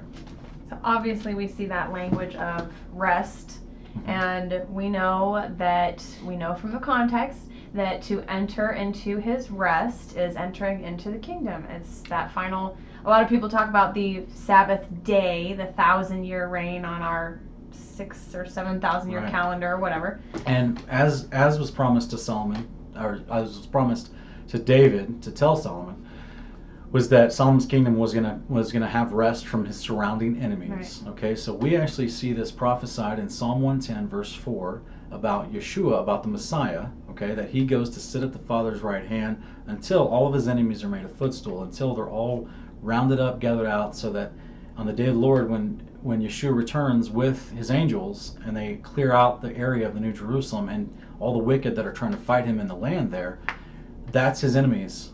All right, so the house of the Lord that's promised to be built by Solomon does not happen until the enemies are subdued and there's quiet, so to speak, and there's from all the the chaos that the wicked would try to bring about in that land. Okay, so we see this fulfilled in the eternal spectrum with Yeshua's coming at the second coming, when he and the angels take care of the wicked. The cordoned off area of the New Jerusalem is taken care of. The New Jerusalem sets down, but it only comes down after all the enemies have been subdued. Right. So that's where this is a huge parallel to the kingdom with what's going on here with Solomon. But in the same vein, we also get this wonderful concept of this is in the middle. If I could say, Deuteronomy was at the beginning of the story, and Yeshua is the fulfillment of the story. Yeah. Then David and Solomon is kind of in the middle of the story. I know it's kind of a loose reference, but what I'm getting at is we've got Deuteronomy telling us in these chapters that they're going to go into the land. This is where they do their sacrifices, their burnt offerings, their grain offerings, once we build a house for the name of the Lord. And then we see this same kind of stuff promised for the circumstances of when Solomon gets to build this house and fulfill the promises in Deuteronomy, to build once the Father chose a place for his name to dwell and he can actually build the house, we get it fulfilled in the circumstances of that fulfillment is absolutely the kingdom. Yeah. Right? Yeah. And so that's just kind of a short little example they had in their past of this idea that we get to see fulfilled eternally with Yeshua, and I just think it's beautiful. We also got 1 Kings 5 and chapter 5 verses 1 through 5. And do you want to read this one, sweetie? Sure. Hiram, king of Tyre, sent his servants to Solomon when he heard that he had been anointed king in his father's place, for Hiram had always been friends with David. Solomon sent this message to Hiram: You know my father David was not able to build a temple for the name of the Lord his God. This was because of all the warfare all around him, until the Lord put his enemies under his feet. The Lord my God has now given me rest all around. There is no enemy or crisis. So I plan to build a temple for the name of the Lord my God, according to what the Lord promised my father David. I will put your son on your throne in your place, and he will build the temple for my name. So There it is. obvious why we chose that. Yep, that's what we we're just talking about. There was a conditional moment there, and that same condition we see reflected when Yeshua returns. Right. And people often forget that David is idiomatically used to speak of Yeshua at times. Yes. So a lot of times we'll talk about the kingdom and we'll quote certain passages from like Ezekiel, for example, and people will say, many in the Judaism camp will say, well, that's David. That's promise made to David, literally David. But we know Yeshua was hidden in the Torah. He hadn't been revealed yet, and so other names are used, other people are used to like idiomatically represent him. Yes. Be a type and shadow of Right. him. I mean, he's the actual name Yeshua is not named, but there are prophets that speak about him and about the descriptions of him, and they use an idiomatic term. For example, we have in the book of Enoch, we get the description of his kingship. He's called the Son of Man. Yeah. And with the context of calling him the Son of Man and telling him how he sits with the Father on his throne of authority and he judges the nations, as we see fulfilled in Revelation and Matthew 24 and other places, all that context is about his kingship, okay, and the authority that goes with that. Yeah. But then we've got passages like Isaiah 11, like Ezekiel, I think it's 37 or 38 maybe, Well, 36 and 37. We've got other references and where it talks about his righteousness, and it calls him the branch in Isaiah, and it calls him the root of Jesse in Ezekiel. Okay, Enoch calls him the plant of righteousness, right? Which is still a plant has a branch and a root, right? Yeah. It's the same concept, and it's these idiomatic phrases are spoken of in lieu of a name because it's talking about an attribute of his character, right? If that makes any sense. Yeah. Okay, so yes, many times because David was promised a throne forever, yeah. right? Because he was obedient to the Lord, and this is the same conditional promise that was given to Solomon, saying, look, if you continue to follow me, I'll establish a throne forever for you. But we know that because of what was promised to David, that's where we see the fulfillment of that in Yeshua, who gets a throne established forever, who is a descendant of David, right? He says, oh, have one of your descendants on the throne forever. And then we get that fulfillment in the millennial reign and eternity. But at the same time, it's because it's speaking about, it will say, David, my servant. I think it says that in Ezekiel and Isaiah a couple times. Yeah. And it's talking about not the King David of, the second king of Israel back in the day, 3,000 years ago, because he's going to take part in the first resurrection. Right? He's not the firstborn among the dead. He's not the head of the church. He is not the king of Zion. He was never promised to be the king of Zion. Right. In fact, in the Psalms, he prophesies about the king of Zion, and it's not him. Okay, he's not prophesying about himself, right? So the king of Zion was prophesied way before David, all the way back to Enoch, so pre-flood. So just for those who try to say that this is going to be somehow actually David, who's going to come back and be the Messiah, you guys aren't. Again, we got to read our books. We've got to read the books and take everything in context, and that's where the Messiah is given these idiomatic terms to describe a type of his personality or character. Right. And so that's anyway, just for FYI. It's just an example of when the context is dictating whether to take something literally or figuratively. So this is a good example of when the context is dictating that we don't actually literally apply that to that King David from 3,000 years ago. The surrounding context and the attributes being spoken of, we can tell those are messianic. Those are about Yeshua. That's right. So, which is why we don't get any idiomatic references to the Messiah to Hezekiah, although Hezekiah was a righteous king. Right? Because that doesn't line up with the context of everything we just described, much less the covenant to David, right? Because that kind of covenant wasn't given to Hezekiah. So there's context involved. That's why we call this kingdom in context. All right. So let's look at the next parent, Psalm 110:4. This is actually going to be something we just mentioned and referenced real quick. Yeah. The Lord has sworn an oath and will not take it back. Forever you are a priest like Melchizedek. Yes. So this is just the idea here of Yeshua fulfilling the priesthood in the millennial reign. And that's the idea of that only happens after the enemies have been abolished and rooted out of the land, and the temple in New Jerusalem has come down, which is called the paradise of God, the house of God, the dwelling place of the Almighty. It's come down, and then Yeshua reigns as both king and high priest on Mount Zion, and it is in the order of Melchizedek, which was a an order of priesthood that was not under the lineage of Levites, as we have, established in Right. not only the Torah but also the Book of Jubilees. I think it's chapter 31. So that's why we have statements, sweetie. Like it's I want to say it's the beginning of Hebrews chapter 5, where it says that I think it's in verse 1 or 2, where it talks about if Jesus were on earth, he would not even be a priest. Right. Because they already have the Levites. Right. They already have people Yeah. to offer the gifts and the sacraments and the offerings and everything instructed in the law. Which is why we see when the kingdom comes in Isaiah 66, it says he picks new Levites. Right. Right? He gets new Levites from that bloodline, from that descendancy to minister. And there's a contextual caveat there, and that's for the survivors who are going to be outside Right. of the kingdom, right? And the survivors outside the New Jerusalem, because all the resurrected saints inside the Jerusalem, we're the royal priesthood, Right. right? Yeah. In the same order Melchizedek is Yeshua, but he's our high priest, right? Right. So just like the Levites had a high priest with lesser priests below them, that'll be the structure of hierarchy and relationship between Yeshua, who's our high priest in Melchizedek order, and then we're the lesser priests Right. below him, So that's, anyway, just throwing these things out there to give a little bit more. Jubilees. So this one was in chapter 46. This is our extra biblical pairing. The Book of Jubilees, if you're not aware, it's in the Eastern Orthodox Ethiopian canon. It's been in there for over 2,000 years. It's a book. Modern day Ethiopians are descendants of the Levites who were scattered, which I would believe, 2,600 years ago. And they are actually, in the past, during the days of Yeshua, they became believers after Yeshua. So these are modern descendants of the tribe of Levi. So that's our priesthood within in the Torah.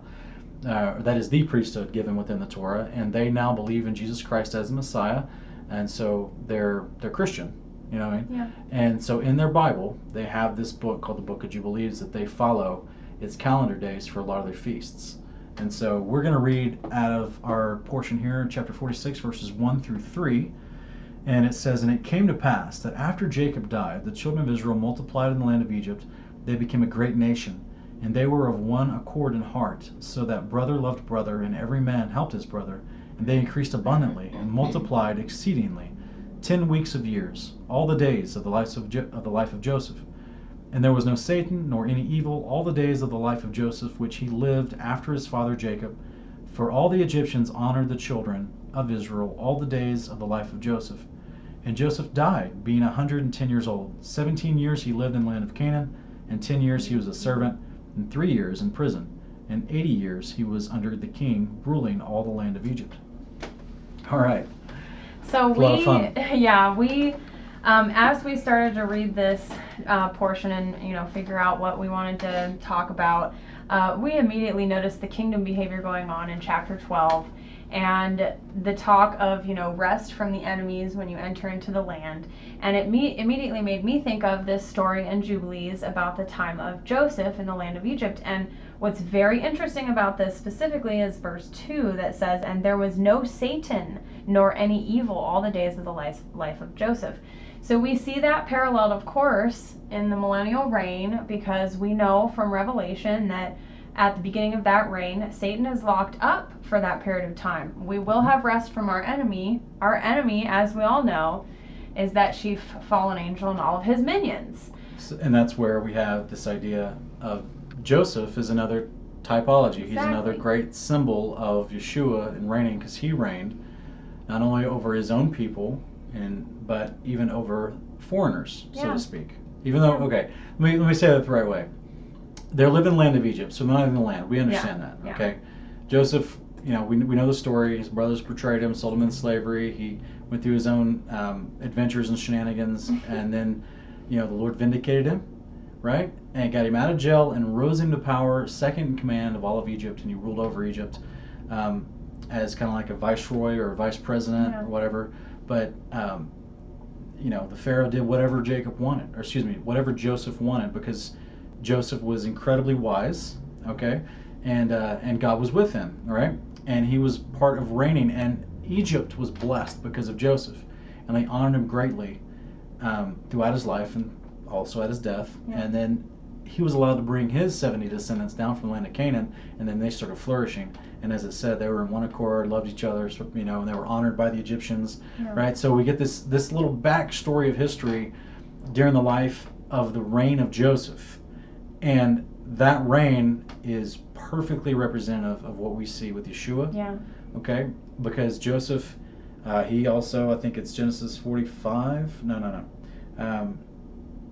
It could be Genesis 45, but you know, we talked about in the first Torah portion that Joseph even apportioned areas off for the Levite priests. He gave them their own land. Yep. Okay, even though they weren't to have an inheritance long term, but he plotted off some land for them in Egypt to have, since they weren't supposed to have their own apportioned land forever. But he basically gave them some land to stay in, if I could put it like that, so they wouldn't have to stay in the dwellings of their other brethren of the other tribes and be a burden or anything. So he's making provisions for the priests. He's caring for those who are possibly not of the family of Israel, right? All the Egyptians, and ruling over them with righteous and justice, and they love him for it. And we get his own family is blessed and multiplies exceedingly as a result, in which fulfills some of the promises to Abraham leading up to the days of Moses. And so this is an amazing moment where he just typifies what we're going to see when Yeshua returns. And we have the people that have survived the day of the Lord are going to love Yeshua because he's righteous, truthful. There's abundance of provision. He takes care of us with love and justice. And the caveat being, they're going to learn Torah behavior. Yeah. Right? And if they don't, we got Zechariah 14, which is that those people who refuse to take part in these feasts that we read about in Deuteronomy chapter 16, that they don't get any rain in their land. So there's, you know, and they're supposed to be learning Torah, right? Yeah, they're supposed to be. There is enforcement involved, just like the Torah. There's enforcement involved for those who want to be around others who are doing the Torah, who want to be in the land. You gotta do the laws of the land. You gotta do the rules, the instructions of the land. So, I think that's a wonderful thing. If you've never read Jubilees, check it out when you have a chance. Yeah, you know, Joseph is probably one of the most famous types and shadows of Yeshua. I mean, we see whole teachings, whole charts, you know, that go through all the similarities between Joseph and Yeshua. And if you want just even more, you know, gems to toss around into that mix, Jubilees is great as far as some backstory about Joseph that you don't necessarily hear about in Genesis. Jubilees is called the Lesser Genesis traditionally. So you will find some things in the Lesser Genesis about Joseph that are also very clearly, you'll read it or listen to it on audio and you'll immediately be like, oh my gosh, that's type and shadow of Jesus. That's type and shadow of Jesus. It's a really fun read. I love it. So our next pairing from the New Testament, also called the Brit Hadashah, is going to be Revelation 19. So in Revelation 19, I think it's in verse 11. Jeez, you got a big index back here. That's right. I got a whole dictionary back here. Okay. So chapter 19 and verses 11 through 21. Then I saw heaven opened, and there was a white horse. Its rider is called Faithful and True, and in righteousness he judges and makes war. His eyes were like a fiery flame, and on his head were many crowns. He had a name written that no one knows except himself. He wore a robe stained with blood, and his name is called the Word of God. The armies that were in heaven followed him on white horses, wearing pure white linen. From his mouth came a sharp sword, so that with it he might strike the nations. He will shepherd them with an iron scepter. He will also trample the winepress of the fierce anger of God, the Almighty. And on his robe and on his thigh he has a name written, King of Kings and Lord of Lords. Then I saw an angel standing in the sun, and he cried out in a loud voice, saying to all the birds flying in mid-heaven, Come, gather together for the great supper of God, so that you may eat the flesh of kings, the flesh of commanders, the flesh of mighty men, the flesh of horses and of their riders, and the flesh of everyone, both free and slave, small and great. Then I saw the beast, the kings of the earth, and their armies, gathered together to wage war against the rider on the horse and against his army. But the beast was taken prisoner, and along with him the false prophet, who had performed signs on his authority, by which he deceived those who accepted the mark of the beast and those who worshipped his image. Both of them were thrown alive into the lake of fire that burns with sulfur. The rest were killed with the sword that came from the mouth of the rider and the horse, and all the birds were filled with their flesh. All right, so what are we seeing? Well, obviously, enemies being put out of commission, so to speak. That's right. So we're seeing Torah enforcement. Yeah. Guys, we got the lawgiver who is the embodiment of the Word of God, who is Yeshua comes back, and the angels are following the Torah in heaven. Yeshua is the Torah made flesh, if you can put it like that. He's always going to do the Torah. He's always going to do God's instructions for living. And part of that is those who try to fight against you and rebel against you, or those who try to lead other people astray, which is what the false prophet and the beast are doing during those times, forcing people to take the mark of the beast or killing them, right? And then we also see in Revelation 13 tells us the false prophet and the beast work under the authority of Satan. And we have Revelation 12 tells us in Revelation 12:17 that Satan is persecuting those who hold the testimony of Jesus and keep the commandments of God. So those three characters are trying to do what Deuteronomy 13 was talking about. Right. They're trying to get people to stop following the commandments of God. And what did I say? It requires someone else who's following the Torah to step up and enforce the Torah. Yeah. And Jesus does that at his return. Yeah. And he enforces it in a great way. Yeah. Right? That's why all the prophets talk about the day of the Lord. All of them. Yeah. And I mean, that seems to be almost a litmus test for having a valid prophecy. Is that at some point during your prophecy, you're talking about the day of the Lord. Mm-hmm. If not, the bulk of your prophecy is all about the day of the Lord. The book of Joel, filled with the day of the Lord. Yeah. The book of Habakkuk, Amos, Obadiah, Isaiah, ridiculous amounts of talk in Isaiah about the New Jerusalem, the day of the Lord, and what's going to happen at that transitionary period. Yeah. So I think that the reason why we want to include that in this pairing is because this is the actual fulfillment, practical application of what we read about what's instructed for the Israelites to behave as. Right? In Deuteronomy 13, when it's talking about addressing false prophets. The Antichrist, false prophet, he literally got a henchman called the false prophet by Scripture, right? So this is the Father fulfilling His word and showing us how it's done. Can I put it like that? Right? So I just think that this is an amazing fulfillment. If you've ever wondered why it looks so harsh in Revelation 19, go back to Deuteronomy. Yeah. You know what I mean? Yeah. Because it's already been expressed to us. It's already been told how he would behave in that circumstance. Right. And we watch him behave like that in the future in that circumstance. Yeah. All right? I included a small other portion from the Brit. It's just Luke 6:38. I wanted to read it real quick because it lines up with what we read in Deuteronomy 15, which is about the debts being canceled and given to the poor. And so I think it's in verses 7 through 8 where it talks about not being tight-fisted or hard-hearted when you give to the poor. Yeah. And so stingy is what your translation my translation says. is stingy.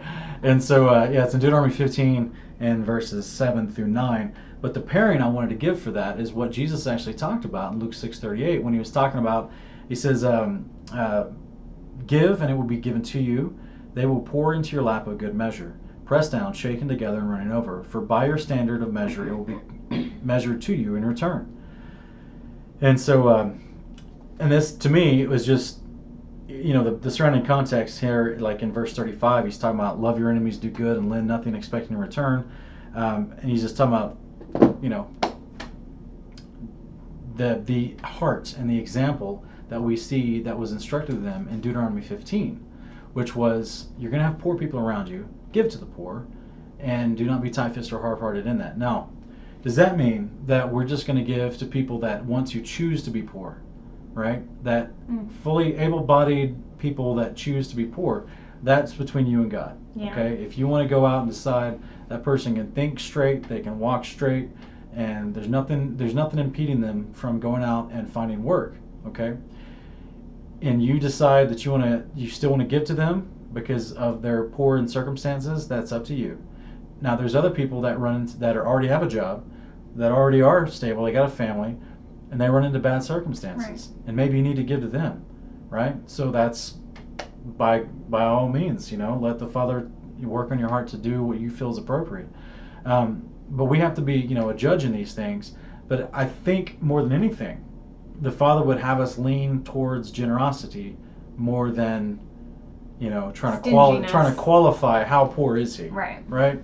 And does he really, what I'm saying? So that's where, because he's trying to address the heart here, which is why he mentions stuff like don't be hard-hearted and stingy and tight-fisted. Okay? So he's trying to express, he's asking you to soften your heart, basically, is what I'm saying. Yeah. And then he's trying to encourage us in Luke 6 by saying when we do these things, that we can be will, in a sense, be rewarded, right? It'll be given unto you. With the same measure you give, it'll be given back to you. And so that's not exactly the follow-up that we got in Deuteronomy. He was only addressing the heart in Deuteronomy, but in Luke 6, Jesus, speaking in the same vein of giving, is addressing the outcome as well, and that's what the law will do in all regards for you. Right. God's instructions will only come back positively to you, right? And what I love about this portion of Deuteronomy is what I've mentioned earlier, right? Which is abiding by these instructions and doing all these things that were commanded for them, for the feasts and the sacrifices and all the things. It resulted in joy, right? So that's will be the same thing that's going to happen when we give to those in need, and then it's going to result in joy. The same thing is going to happen when you do any of the commandments of God. Right. It's going to result in joy. Well, as we read in Deuteronomy, he promises to bless us for obedience. That's right. And, just the opposite end of that coin, cursing for disobedience. That's right. Well, that's in chapter 12. We get that they were instructed to go up there and read off those things. Later in Deuteronomy, we're going to read those things. Yeah. Chapter 27, 28 maybe. But we're going to actually... You would know off the top of your head more than I. We'll read about those later. He's the Sean Cyclopedia over here. Always knowing which chapter and verse things are in. I got to go Google it. I'll get there someday. We'll dig into further about the blessings and curses later. But I just want to encourage everyone this week. I hope it was a productive study for you. Yeah. There is a lot of fun stuff in Deuteronomy, and especially because Jesus quoted from this book a lot. Yeah. I think we talked about that a couple weeks ago, and I hope that you guys are able to take some of the stuff that we've talked about tonight and realize how easy it is to apply it into your lives, because that's what's going to bring you joy. Yeah. Okay. So, any things you'd like to say before we go, Sweetie? Just want to encourage people, that these things can be understood as long as we're reading everything in context, and as long as we let the Bible define its own terms, and as long as we let the context dictate when something is literal, when it's figurative, and all of that. And I just, all these things that we're reading about, with generosity and taking care of each other, we're going to be living that in the kingdom. And I just always picture to myself, how Abraham is promised to be a blessing to the nations. And so it's not just about Jesus coming and us having a way to God through Jesus and that being a blessing to the nations. We're literally going to be a blessing to all the nations around us when we're living in the kingdom. They're going to come and buy without money. They're going to come and enjoy these amazing feasts with us. And it's just going to be the literal fulfillment of the commandment to love your neighbor. And I just think that's beautiful. And it's really just something to really think about when you're reading these portions. Just think about how this is all going to be played out in the kingdom and how we're going to get to really love our neighbor and really bless the nations. Yeah, it's amazing. That's why everything was promised to Abraham was all leading up to the fulfillment at the return of Yeshua and the kingdom come. So that could be why Jesus prayed, "Kingdom come, your will be done." Come, yes. Yeah. All right. Thanks for joining us, guys. It's been fun this week. We could keep going, but because I get excited talking about the Bible, and I could just keep going and going. But we've got to stop. So yeah, we've kept you long enough, and the dogs have been quiet for long enough. Yes, so. Thank you, Father. So we just thank you for joining us, and we hope to see you back here next week. Shabbat shalom. Thanks, guys. Shabbat shalom. Have a good week.